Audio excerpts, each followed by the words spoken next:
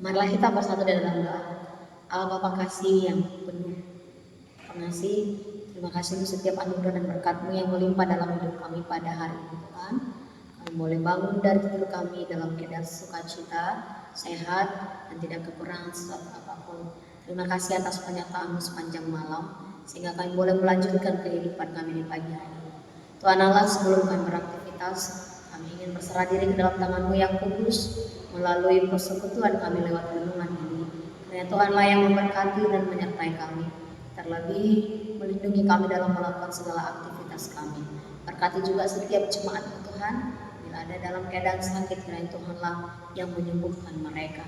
Manapun kami melangkah hari ini, berkatilah kami, dan apapun yang akan kami laksanakan, karena Tuhan yang menuntun kami agar kami semakin bijaksana dan dapat melakukan yang sesuai dengan kehendak-Mu. Berfirmanlah Tuhan, karena kami sudah siap untuk mendengarkan-Nya. Amin. Selamat pagi untuk kita seluruh jemaat Tuhan yang terkasih, yang menjadi renungan untuk kita pagi hari ini diambil dari kitab Efesus pasal 4 ayat 26. Beginilah dikatakan, apabila kamu menjadi marah, janganlah kamu berbuat dosa, janganlah matahari terbenam sebelum padam amarahmu. Ia tarima sangu unang mardosa, unang masanga mate mata nyari, somitok rimas muna. Demikian firman Tuhan. Bapak Ibu Saudari yang terkasih di dalam nama Tuhan Yesus Kristus, marah itu menjadi sebuah sifat netral secara moral. Namun bagaimana kita menanggapi, menentukan apakah kita berdosa atau tidak. Tidak salah untuk marah ketika itu memang sesuatu hal yang tidak benar, atau kita mengingatkan orang yang melakukan sebuah kesalahan. Emosi harus diarahkan secara akal budi dan kehendak yang sejalan dengan kebaikan. Maka jika demikian, kita tidak melakukan dosa. Marah karena ketidakadilan bisa benar, tetapi harus disertai dengan kasih. Oleh karena itu, nas firman Tuhan mengatakan pada pagi hari ini kepada kita, apabila kamu menjadi marah. Ayat ini mengakui bahwa marah adalah emosi manusia yang bisa muncul, yang tidak dapat ditutupi ketika seseorang melakukan sebuah pelanggaran atau yang tidak sesuai dengan kebenaran. Marah sendiri tidak langsung dianggap dosa. Bahkan dalam beberapa konteks ada yang disebut kemarahan yang benar. Misalnya marah terhadap ketidakadilan atau dosa. Dikatakan juga janganlah kamu berbuat dosa.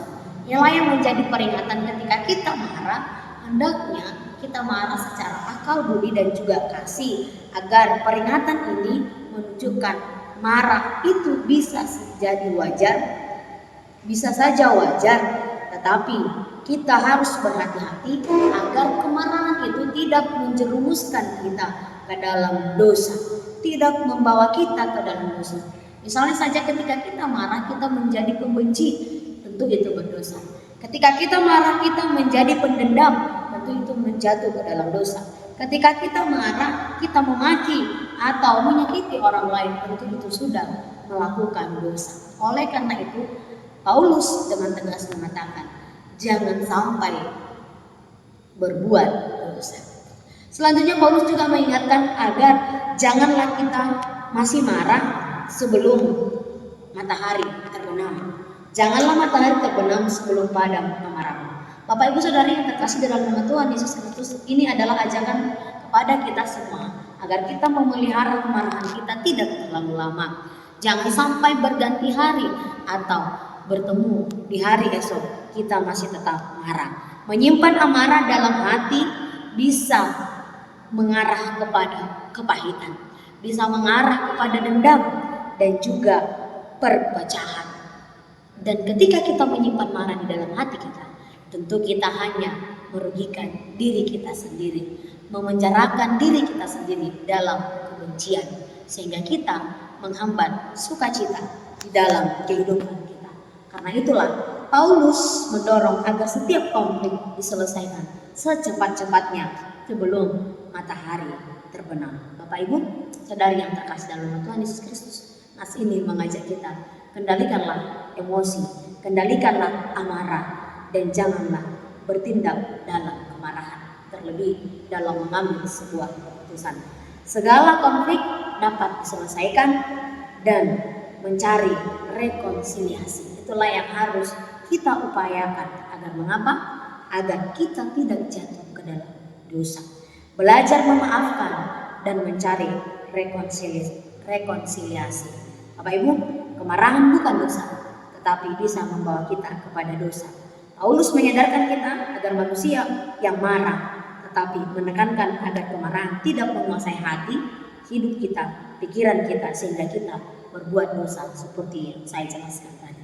Dan kita juga harus mengetahui bahwa batasan kemarahan itu harus ada sebelum matahari terbenam. Karena itu, taklukkan egomu ketika kita marah, taklukkan emosimu, dan berusahalah untuk mencari kedamaian, berusahalah untuk menenangkan diri, berusahalah untuk berdamai dengan diri sendiri. Jangan biarkan kemarahan mengendap di dalam hati kita secara lama, sehingga itu memperbudak kita di dalam kebencian.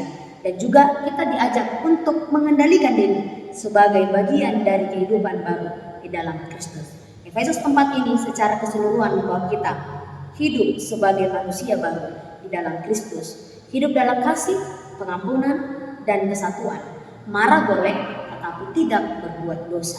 Marah boleh, tapi harus dikelola dengan cara yang kudus dan penuh kasih, karena kasih menutupi banyak kesalahan. Oleh karena itu, mari kita kendalikan emosi, jangan bertindak dalam kemarahan. Mari selesaikan konflik dan kesalahpahaman dengan cepat, agar kita tidak menjadi manusia pendendam. Mari belajar untuk memaafkan dan mencari rekonsiliasi, karena kedamaian dan kasih akan melahirkan pengampunan di dalam kehidupan kita. Amin. Selamat pagi, Tuhan Yesus memberkati kita sekalian. Shalom. Kasih karunia dari Tuhan Yesus Kristus serta kasih setia Allah Bapa dan persekutuan Roh Kudus memberkati dan menyertai kamu sekalian hari ini, esok, dan sampai selama-lamanya. Amin.